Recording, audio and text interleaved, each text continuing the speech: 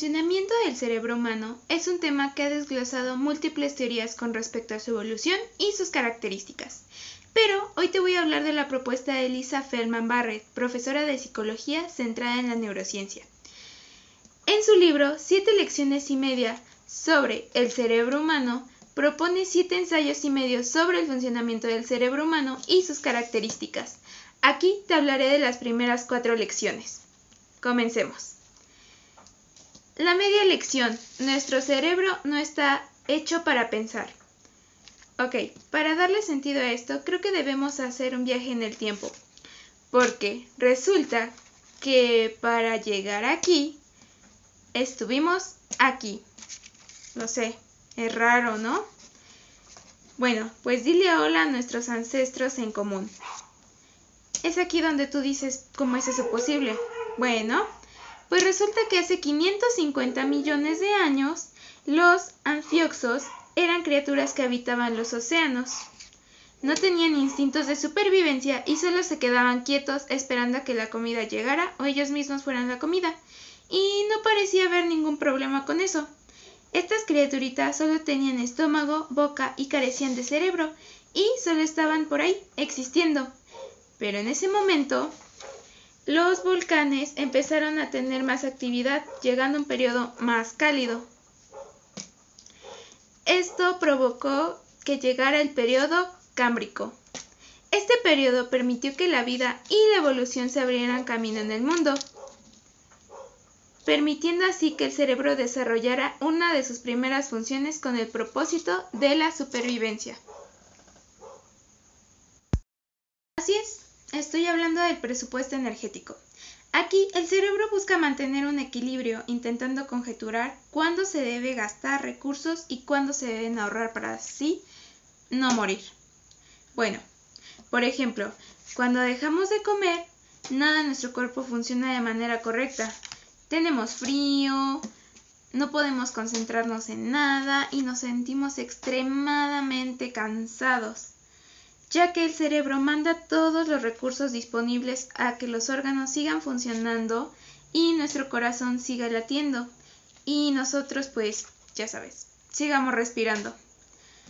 Para adaptarse a este presupuesto, el cerebro hace uso de otro proceso llamado alostasis. El cerebro predice futuras necesidades y busca satisfacerlas para, ya sabes, no quedar todos tiesos. Bueno, por ejemplo, ¿topas cuando tienes hambre? Bueno, el cerebro está buscando formas de satisfacer esa necesidad, o sea, buscando comida. Y así no mueras de inanición y quedes satisfecho.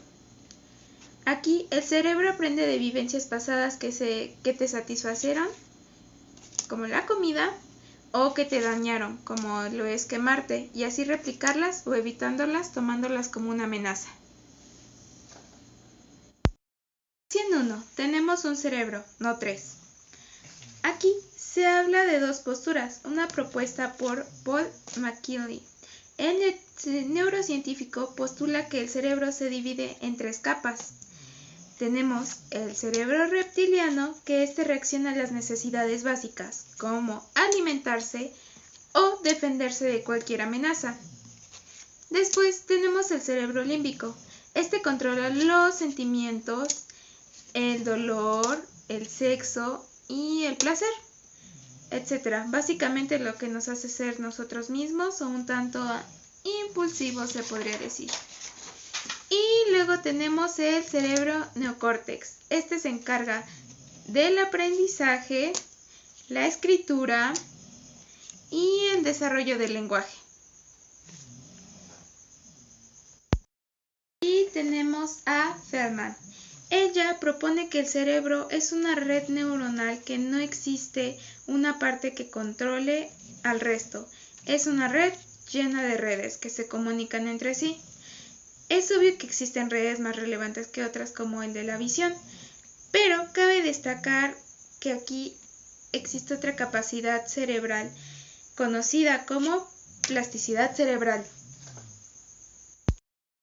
Piensa en un pedazo de plastilina, como este. Esta puede moldearse y pasar de ser un cubo a un triángulo. Algo así pasa en el cerebro. En ella, cada vez que aprendemos, nuestras neuronas forman nuevas conexiones y se fortalecen las que ya se tenían. Recordemos nuestro imperio romano, la pandemia.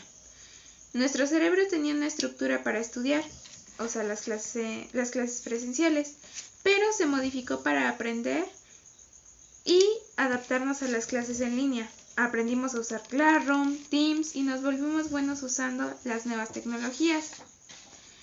La plasticidad también ayuda a nuestro cuerpo. Cuando se tiene un accidente que afecta la médula, la plasticidad cerebral puede facilitar el aprendizaje de habilidades motoras a través de la rehabilitación física y la terapia ocupacional.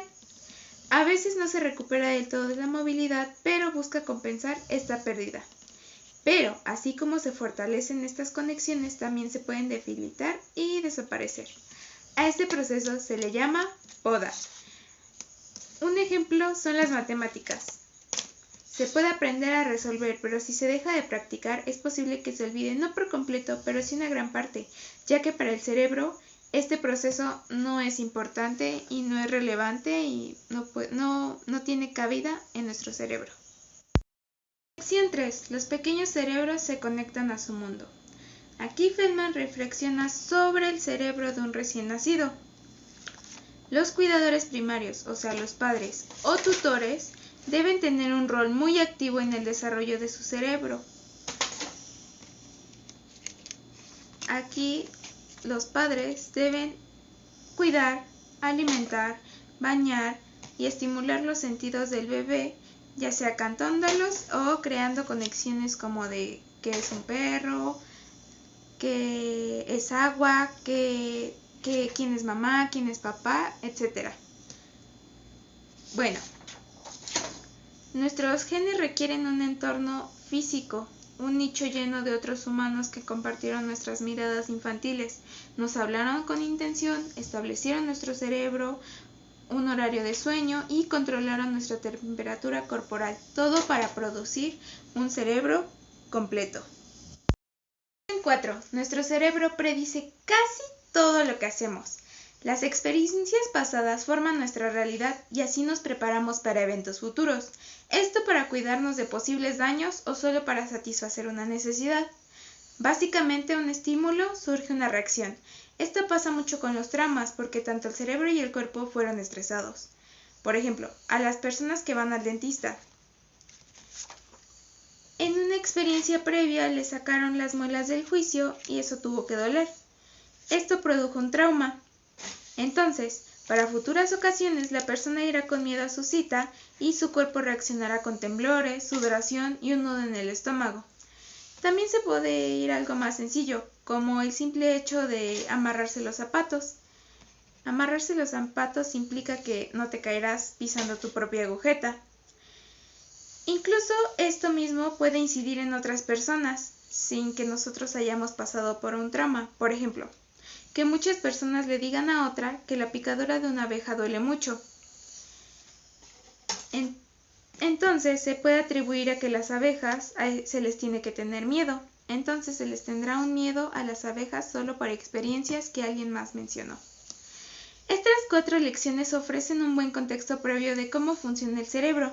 Quiero aclarar que este es uno de los muchos postulados que tratan de explicar el funcionamiento del cerebro. Se van a coincidir en algunas nociones y conceptos, pero cada uno tiene su postulado o su propia visión del cerebro. Bueno, espero que te haya gustado mucho el video. Gracias por llegar hasta aquí.